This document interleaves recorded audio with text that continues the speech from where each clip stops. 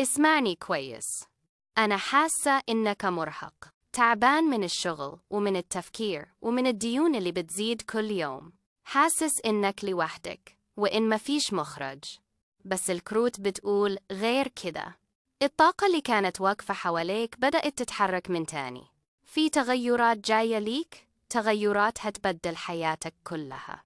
شايفة رزق داخل من طريق جديد، يمكن مشروع بسيط أو شغل unexpected، بس هو رزق صادق جاي من نيتك الطيبة وصبرك الطويل.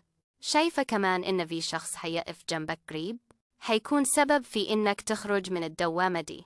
الكون بكفئك دلوقتي، بعد التعب بيجي الارتياح. اسمعني تاني، الأيام الجاية فيها نور، فيها أمل، فيها بداية جديدة ليك. بس لازم تفتح قلبك وتسيب الماضي وراك. اللي راح راح.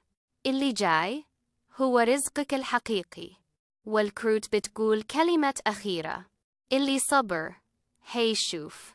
خليك مؤمن وعلق أملك في ربنا، لأن اللي جاي أحلى مما تتخيل.